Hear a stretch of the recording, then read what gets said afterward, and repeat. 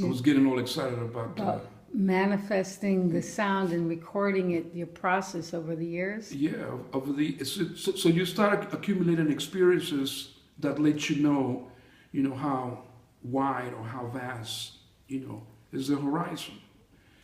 I've been very fortunate of having been able to be very close to very creative, high developed musicians. And they have taught me, the rules about staying creative, about maintaining yourself forwards, about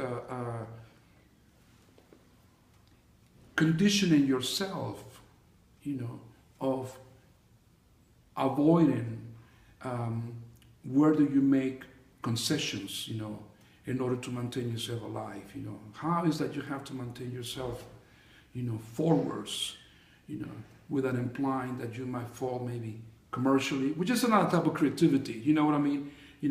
But it doesn't have this open space, that creative artwork does, and moves you forward, I totally believe. Now, you said something about the rhythm. Of course, I'm inside of a continuity, of an African tradition. My great-great-grandparent was a slave, liberated in the United States.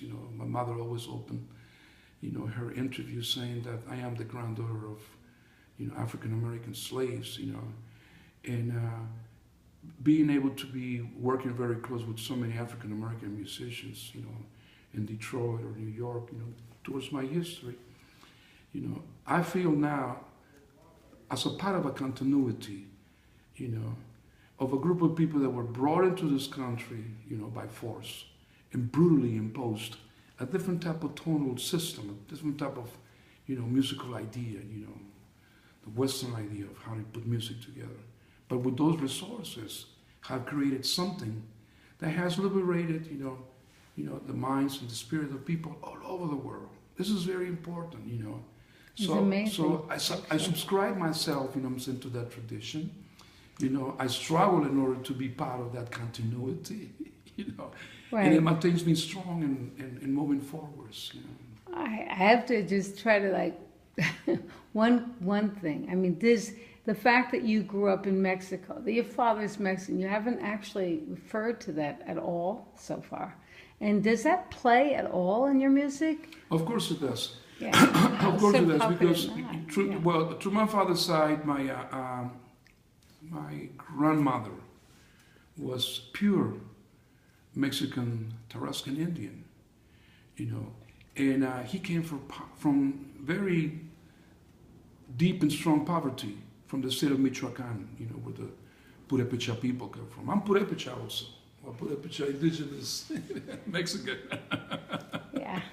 Somebody says I'm an Afro-Mexican, I can live with that too, But, in the history of the Native Mexican people, there's a struggle there. There's a struggle for survival. It's amazing that more than 40% of the population of Mexico do not speak Spanish. My brother is a filmmaker, Really? and he has worked tremendously, on all of the native, Mexican folklore, and has released 2 movies so far. But his first movie, Return to Aztlan, is totally in Nahuatl language. And of course, it took him about 5 years of research, and then he had to have, a translator and an interpreter on the set, so that everything will be for real. And one of the most important things about this thing, which is very mesmerizing, is I was teaching at Michigan State, and I invited him to give a lecture on his movie, Return to Aztlan.